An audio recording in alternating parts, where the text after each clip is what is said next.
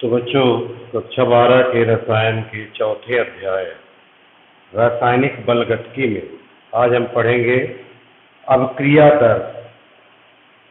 तो अवक्रिया दर क्या है, इसे कैसे प्रदर्शित करते हैं, इसकी इकाई क्या है, तो इसकी परिभाषा, अवक्रिया दर की परिभाषा।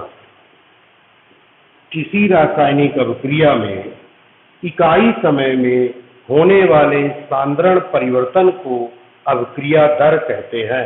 अर्थात अवक्रिया दर बराबर सांद्रण में परिवर्तन बटे परिवर्तन में लगा समय, इसे ही अवक्रिया दर कहते हैं। अवक्रिया दर को दो रूपों में व्यक्त किया जाता है, औसत अवक्रिया दर और ताक्षणिक अवक्रिया दर। औसत अवक्रिया दर होता है सांद्रण में कुल परिवर्तन, सांद्रण में कुल परिवर्तन बटे कुल समय, इसे औसत अवक्रिया दर कहते हैं और इसे डेल्टा x अपान डेल्टा t से प्रदर्शित करते हैं। यहाँ डेल्टा का अर्थ है परिवर्तन, x है अभिकारक या क्रियाफल का सांद्रण अर्थात सांद्रण में परिवर्तन और समय में परिवर्तन। इसी तरह से ताक्षणिक अवक्रिया दर किसे कहते हैं, सांद्रण में अल्प परिवर्तन बटे अल्प समयांतराल, अल्प समयांतराल, इसे ताक्षणिक अवक्रिया दर कहते हैं और इसे सामान्यतः dx अपान dt से प्रदर्शित करते हैं। अर्थात सांद्रण में अल्प परिवर्तन और अल्प समयांतराल। तो इस प्रकार अवक्रिया दर की परिभाषा और उसका समीकरण होता है। अब जब कोई अवक्रिया होती है तो अभिकारक का सांद्रण समय के साथ घटता जाता है और क्रियाफल का सांद्रण समय के साथ बढ़ता जाता है। अतः अवक्रिया दर को हम यह भी कह सकते हैं कि अभिकारक के सांद्रण में कमी और समय बटे समय, या उत्पाद या क्रियाफल के सांद्रण में वृद्धि बटे समय। अब देखिए, जैसे कोई अवक्रिया है जिसमें A B में परिवर्तित हो रहा है, यहाँ A अभिकारक है और B क्रियाफल है, तो चूंकि अभिकारक का सांद्रण समय के साथ घटता जाता है, क्रियाफल का सांद्रण समय के साथ बढ़ता जाता है, अतः अभिकारक के रूप में अवक्रिया दर को व्यक्त करते समय हम ऋण चिन्ह लगा देते हैं और क्रियाफल के रूप में व्यक्त करते समय धन चिन्ह लगा देते हैं। अतः इस अवक्रिया में देखिए, अवक्रिया दर बराबर dx अपान dt बराबर माइनस dA अपान dt, ये अवक्रिया दर है। देखिए, यहाँ स्क्वायर ब्रैकेट का तात्पर्य है सांद्रण और D या डेल्टा परिवर्तन का प्रतीक है। अर्थात सांद्रण में A के सांद्रण में परिवर्तन बटे समय में परिवर्तन। इस प्रकार अवक्रिया दर को व्यक्त करते हैं। यदि हमको क्रियाफल के रूप में व्यक्त करना है तो इसे हम प्लस लगा के व्यक्त करते हैं और D B बटे dt। इसका तात्पर्य यह हुआ कि अवक्रिया दर को हम इस रूप में व्यक्त कर सकते हैं, अभिकारक के सांद्रण में कमी की दर या उत्पाद के सांद्रण में वृद्धि की दर को अवक्रिया दर कहते हैं। अब यदि कोई अवक्रिया ऐसी है जिसमें अभिकारकों के स्टोइकियोमेट्रिक कोफिशिएंट गुणांक भिन्न भिन्न होते हैं, जब अभिकारकों या क्रियाफलों के गुणांक भिन्न भिन्न होते हैं, जैसे 2a प्लस बी बराबर 2c प्लस डी। अब देखिए ये क्रियाफल है या उत्पाद है और ये अभिकारक है। इसमें इसका स्टोइकियोमेट्रिक गुणांक 2 है, इसका स्टोइकियोमेट्रिक गुणांक 1 है, इसका स्टोइकियोमेट्रिक गुणांक 2 है और इसका 1 है। तो जब भिन्न भिन्न स्टोइकियोमेट्रिक गुणांक वाले अभिकारक और क्रियाफल उपस्थित होते हैं तो उन सभी के रूप में अभिक्रिया दर को व्यक्त करने के लिए स्टोइकियोमेट्रिक गुणांक का भाग दे दिया जाता है। जैसे इस अभिक्रिया के लिए अभिक्रिया दर अर्थात dx अपान dt क्या होगा, -1/2 dA अपान dt। ये इसके बराबर होगा -dB अपान dt या बराबर +1/2 dC अपान dt बराबर +d अपान dt। तो इसका तात्पर्य यह हुआ कि आप देखिए जितने समय में A का एक अणु अभिक्रिया में भाग लेता है उतने ही समय में A का 2 अणु अभिक्रिया में भाग लेते हैं, उतने ही समय में अभिकारक B का 1 अणु भाग लेता है। अर्थात 1 अणु बनता है उतने ही समय में C का 2 अणु बनता है, अर्थात C के बनने की दर D के बनने की दर से 2 गुनी है। इसी प्रकार A के भाग लेने की दर B के भाग लेने की दर से 2 गुनी है। तो इस प्रकार अभिक्रिया के रूप में इसे व्यक्त किया जाता है, अभिक्रिया दर के रूप में। अन्य समीकरण भी हम देख सकते हैं, जैसे 2N2O5 बराबर 4NO2 प्लस O2। ये इस अभिक्रिया को देखिए, इस अभिक्रिया में स्पष्ट है कि जितने समय में N2O5 के 2 अणु विलुप्त होते हैं उतने ही समय में NO2 के 4 अणु बनते हैं और O2 का 1 अणु बनता है। अर्थात NO2 के बनने की दर N2O5 के घटने की दर से 2 गुनी है। इसी प्रकार O2 के बनने की दर इससे 1/4 और इसकी आधी है। तो यहाँ सबसे मंद है O2 के बनने की दर और सबसे तीव्र है NO2 के बनने की दर। अतः इन सभी की दरों को बराबर करने के लिए इसके रूप में जब अभिक्रिया दर व्यक्त करते हैं तो इसके स्टोइकियोमेट्रिक गुणांक से भाग दे देते हैं, जैसे यहाँ भाग दिया है, तब यह बराबर हो जाते हैं और सबसे मंद गति को ही अभिक्रिया दर कहते हैं। अब इसके पश्चात देखिए अभिक्रिया दर की इकाई। तो अभिक्रिया दर की इकाई क्या है?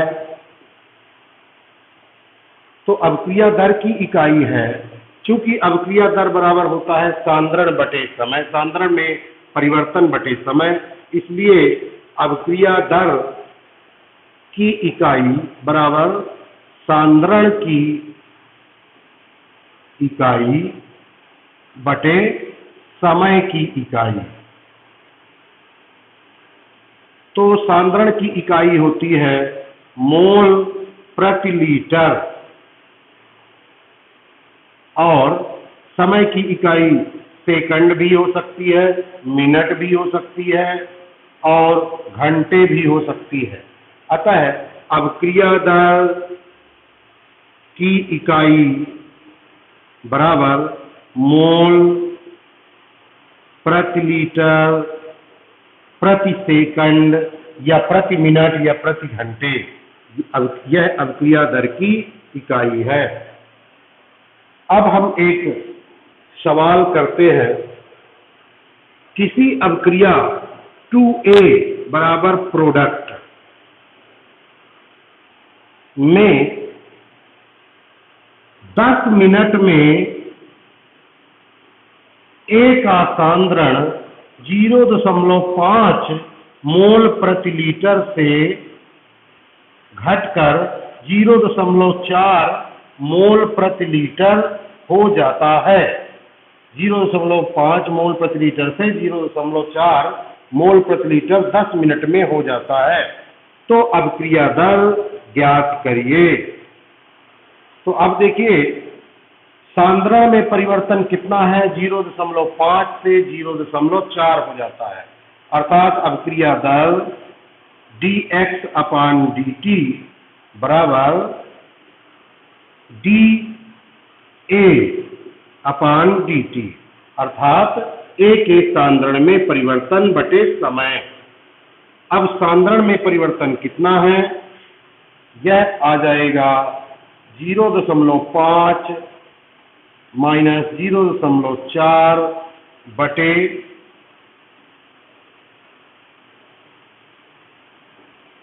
समय है 10 मिनट।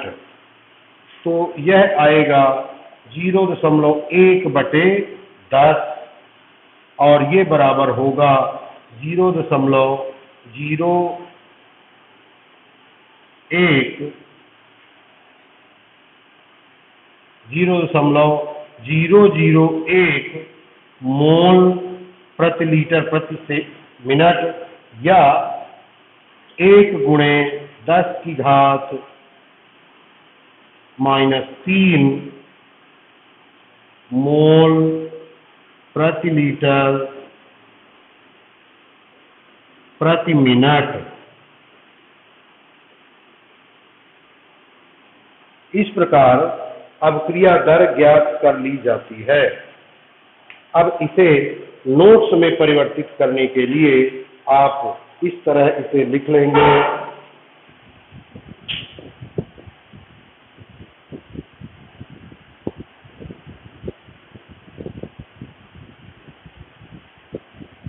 इसे आप नोट्स बना सकते हैं इसी तरह।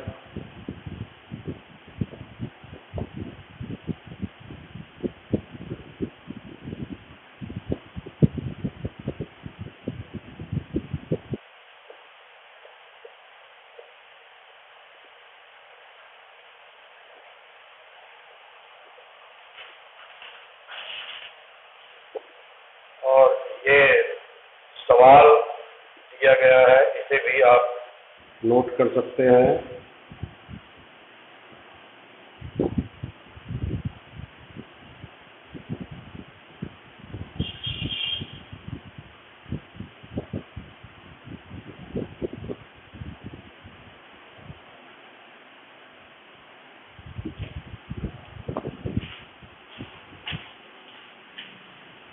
अब इसके पश्चात देखिए, अब क्रिया दर को प्रभावित करने वाले कारक। तो अब क्रिया दर को प्रभावित करने वाले कारक। तो इसमें प्रथम है अभिकारक का सांद्रण। अभिकारक का सांद्रण। तो अभिकारक का सांद्रण जितना अधिक होता है, अभिक्रिया दर उतनी ही तीव्र होती है।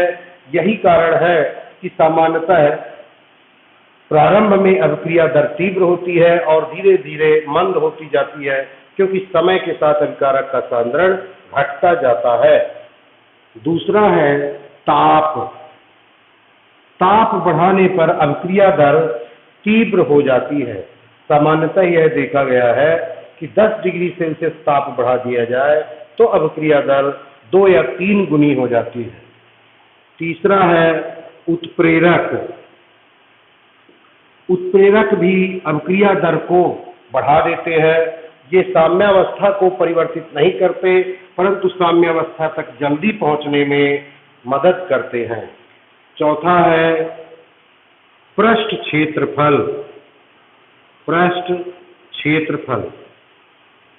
अभिकारक की सतह का पृष्ठ क्षेत्रफल अधिक होने पर अभिक्रिया दर तीव्र होती है यही कारण है कि जब अभिकारक चूर्ण के रूप में लिए जाते हैं तो अभिक्रिया दर अधिक होती है, क्योंकि चूर्ण के रूप में लेने पर पृष्ठ का क्षेत्रफल बढ़ जाता है। पांचवा है अभिकारकों की प्रकृति। अभिकारकों की प्रकृति, तो अभिकारकों की प्रकृति से तात्पर्य यह है कि जब रासायनिक अभिक्रिया होती है तो पुराने बंध टूटते हैं और नए बंध बनते हैं। जिस अभिक्रिया में बंधों के टूटने और बनने की संख्या कम होती है वह अभिक्रिया जल्दी संपन्न होती है, अर्थात उसकी गति तीव्र होती है, और जिस अभिक्रिया में टूटने और बनने वाले बंधों की संख्या अधिक होती है वह अभिक्रिया मंद गति से संपन्न होती है। छठवां है प्रकाश।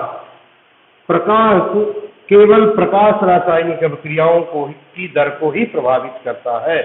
इस प्रकार रासायनिक अभिक्रिया को प्रभावित करने वाले कारक होते हैं। इसके पश्चात देखिए दर नियम या दर अभिव्यक्ति या दर नियम समीकरण क्या है। दर नियम समीकरण किसे कहते हैं? तो देखिए रासायनिक अभिक्रिया की दर को अभिकारकों के सांद्रण के रूप में व्यक्त करना दर नियम या दर नियम समीकरण कहलाता है। या किसी रासायनिक अभिक्रिया की दर एवं उसके अभिकारकों के सांद्रण के घातों के बीच संबंध व्यक्त करने वाला समीकरण दर नियम समीकरण कहलाता है। जैसे कोई अभिक्रिया AA प्लस BB बराबर CC प्लस DD है। यहाँ कैपिटल ABCD अभिकारक और उत्पाद है, जबकि स्मॉल ABCD इनके गुणांक हैं, अर्थात 2, 3, 1 कुछ भी हो सकता है। इस अभिक्रिया के लिए अभिक्रिया दर dx/dt सक्रिय द्रव्यमान के नियम से हम जानते हैं कि किसी रासायनिक अभिक्रिया की दर अभिकारकों के सांद्रण के समानुपाती होती है, परंतु यहाँ यह देखना है कि सांद्रण के किस घात के समानुपाती है। माना इस रासायनिक अभिक्रिया की दर अभिकारकों के सांद्रण के A के x और B के y घात के समानुपाती है। अब इसे हम इस प्रकार भी लिख सकते हैं dx/dt बराबर k इंटू A की घात x और B की घात y, अर्थात स्क्वायर ब्रैकेट यहाँ सांद्रण को व्यक्त करता है। अब इस अभिक्रिया में ये जो घातांक x और y हैं वो A और B के बराबर हो भी सकते हैं और नहीं भी हो सकते हैं। तो यहाँ स्पष्ट है कि अभिक्रिया दर A के सांद्रण के x घात और B के सांद्रण के y घात के समानुपाती है। इस समीकरण को इस अभिक्रिया का दर नियम समीकरण कहते हैं और K को दर स्थिरांक कहते हैं। K यहाँ दर स्थिरांक है। तो अब इन दोनों अभिक्रिया दर को प्रभावित करने वाले कारक और दर नियम समीकरण के लिए आप इस नोट्स को बना सकते हैं। ये अभिक्रिया दर को प्रभावित करने वाले कारक हैं।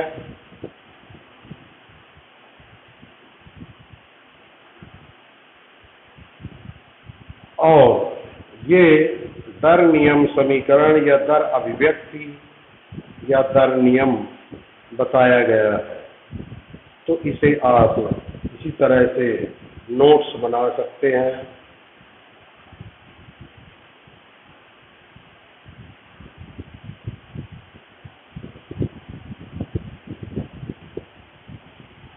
इसके पश्चात अब हम अगला टॉपिक पढ़ेंगे। अब क्रिया दर और दर स्थिरांक में अंतर लिखिए। अब क्रिया दर और दर स्थिरांक में अंतर लिखना है। तो अब देखिए, अब क्रिया दर क्या है और दर स्थिरांक क्या है, इनमें अंतर। तो पहला अंतर परिभाषा। तो परिभाषा क्या होगी? किसी रासायनिक अभिक्रिया में इकाई समय में होने वाले सांद्रण परिवर्तन को अभिक्रिया दर कहते हैं, जबकि किसी रासायनिक अभिक्रिया में देखिए dx/dt बराबर k इंटू ए और b इंटू ये स्क्वायर ब्रैकेट a और स्क्वायर ब्रैकेट b। अब देखिए, यदि इसका सांद्रण इकाई हो, इसका सांद्रण भी इकाई हो, तो dx/dt बराबर k इंटू 1 इंटू 1 हो जाएगा, अर्थात dx/dt बराबर k। अर्थात दर स्थिरांक वह अभिक्रिया दर है जब सभी अभिकारकों का सांद्रण इकाई होता है। अर्थात दर स्थिरांक की परिभाषा क्या हुई? सभी अभिकारकों का सांद्रण इकाई होने पर अभिक्रिया दर को ही दर स्थिरांक कहते हैं। तो ये प्रथम अंतर है। दूसरा अंतर है, इसे dx/dt से प्रदर्शित करते हैं, इसे k से प्रदर्शित करते हैं। तीसरा अंतर है, इसका मान अभिकारकों के सांद्रण पर निर्भर करता है, इसका मान अभिकारकों के सांद्रण पर निर्भर नहीं करता है। चौथा अंतर यह है कि इसकी इकाई मोल प्रति लीटर प्रति सेकंड, अर्थात समय, मिनट, घंटा, कुछ भी हो सकता है, यहाँ मोल प्रति लीटर प्रति समय होती है, जबकि इसकी इकाई अभिक्रिया की कोटि पर निर्भर करती है। अर्थात भिन्न भिन्न अभिक्रिया की कोटि के लिए दर स्थिरांक की इकाई भिन्न भिन्न होती है। इसे भी आप नोट कर सकते हैं। ये अभिक्रिया दर और दर स्थिरांक में अंतर।